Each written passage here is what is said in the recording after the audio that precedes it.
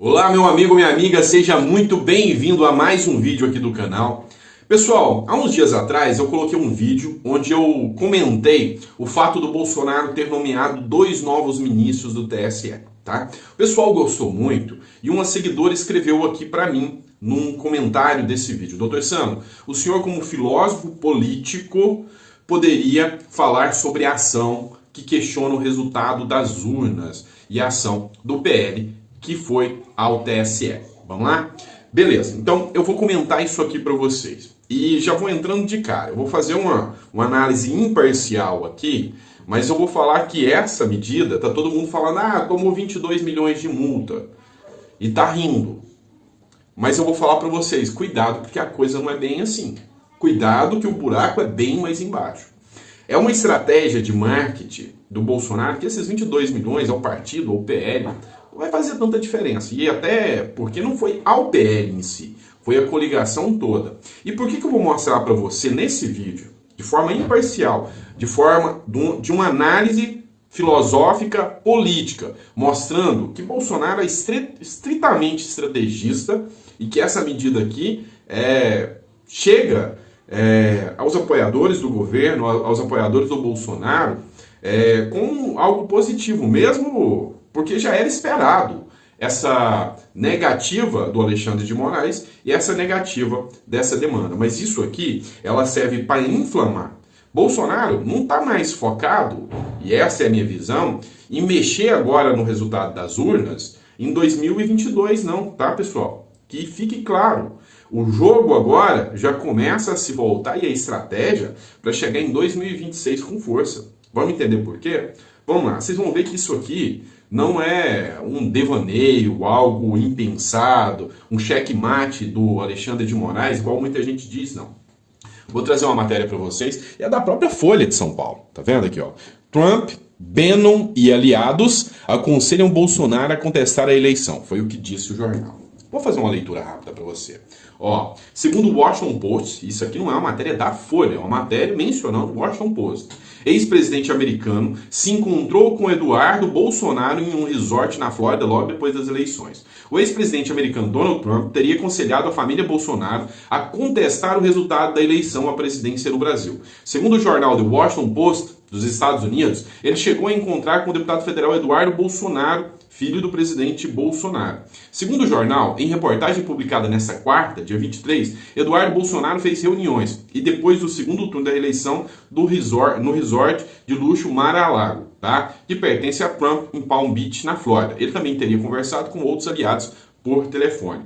Ao jornal, e olha só, isso aqui foi confirmado, o ex-estrategista de Trump e organizador da ultradireita global, Steve Bannon, confirmou que se encontrou com um deputado no estado americano do Arizona e discutiu com ele o poder dos protestos pró-Bolsonaro e os desafios relacionados ao resultado da eleição, na qual Luiz Inácio Lula da Silva saiu vencedor.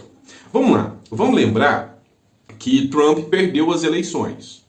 E mesmo depois de perder as eleições, continuam investidas. E Trump tem sim grande potencial de reverter nas urnas, já até se lançou como pré-candidato, até lançou seu nome e falou que vai concorrer e vai tentar a disputa aí para retirar a presidência do atual presidente, Joe Biden. Bolsonaro vem articulando da mesma medida. As eleições passaram, o silêncio de Bolsonaro pode sim soar como uma estratégia. O pior erro que pode ser cometido é pensar que Bolsonaro é um bobo, ignorante, igual muitos da esquerda, da ala da esquerda, dizem.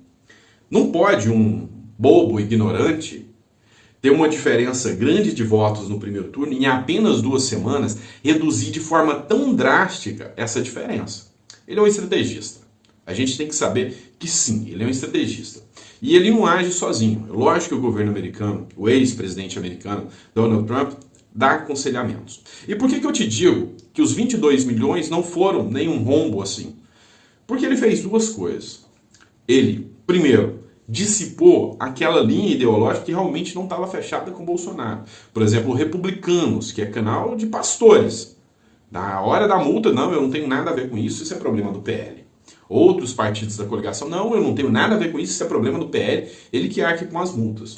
Mas olha só, depois, lá na frente, em 2024, como que o Bolsonaro poderia reforçar o discurso dizendo que houve fraude nas urnas? Como que ele pode reforçar o discurso dizendo que, sinceramente, não dá para dizer que as eleições foram sérias, se ele não contestou? Hoje, é certo, Bolsonaro não tem força para reverter. Então os manifestantes que estão às portas dos quartéis, fazendo as suas manifestações, a gente sabe que tudo aquilo não vai dar resultado, e essa é a minha opinião, tá? Não vai dar resultado para reverter as eleições. Assim como o Trump não conseguiu. Teve até o fato do Capitólio lá, ele não conseguiu reverter. Mas tudo aquilo, para quem segue o Trump, para quem é eleitor do Trump, minha família, por exemplo, que está lá nos Estados Unidos, toda é eleitora do Trump. Então, eles têm já aquilo sedimentado que Trump não foi passivo. Não foi passivo. Ele fez o que poderia, dentro do espectro dele, para manter a direita viva, mas não conseguiu. E agora ele volta mais forte. Mas e se ele chega na próxima eleição, e se Bolsonaro chega em 2026 como um covardão que simplesmente não fez nada? Esse é o grande ponto. Então, quem diz que Bolsonaro perdeu com a ação de questionamento das urnas, está equivocado. Foi uma estratégia, e uma estratégia forte. Outro ponto, tá? Bolsonaro, ele vem fazendo uma estratégia cada vez de sedimentação e rodeamento dos poderes. Hoje, indiscutivelmente, o poder legislativo tem em sua maioria aliados ao Bolsonaro, da direita. Ontem eu estava em Brasília, anteontem, na verdade, eu estava em Brasília. E lá eu estava com o senador Girão, com o Lazier, eu estava lá, eu vou até colocar um trechinho depois, da filmagem onde eles anunciaram mais um pedido de impeachment. Gente, as falas do Lazier Martins, e lá eu acompanhei ao lado, eu estava junto ali, são claras. Olha, a gente sabe que isso aqui não vai andar, mas não é porque não vai andar que a gente não vai protocolar. Porque tudo isso reforça as tentativas, as investidas, e nesse caso do Senado, contra o STF, contra o discurso do Judiciário, contra tudo isso. E Bolsonaro acaba de nomear mais 2 ministros para o STJ. Tá certo, no universo de 33, são mais 2. E é lógico, com um pensamento mais da ala de direita. Ou seja, ele já reforçou o Congresso e reforçou o TSE, para daqui a 4 anos já tem mais membros da ala da direita. Ele já reforçou agora o STJ, ou seja, para quem pensa que ele está calado, às vezes o silêncio não é bem aquilo que parece ser, tá? Não é bem aquilo que parece ser. E é lógico, ele não vai questionar as eleições, ele já tem uma grande maioria. Assim, na prática, no âmago mesmo, ele já tem a maioria. Então, essas investidas foram para que em 2024, 2026, ele esteja mais forte do que nunca. Tá? Ó, a revista Isto É, no Instagram, também postou aqui, ó, sobre o pedido de impeachment anunciado no início da tarde de quarta-feira. Foi o senador Girão, o Lazier Martins, o Plínio Valério, o Stiverson Valentim, o Luiz Carlos Reins e o Carlos Viana. Foram esses que fizeram o pedido de impeachment do ministro Barroso.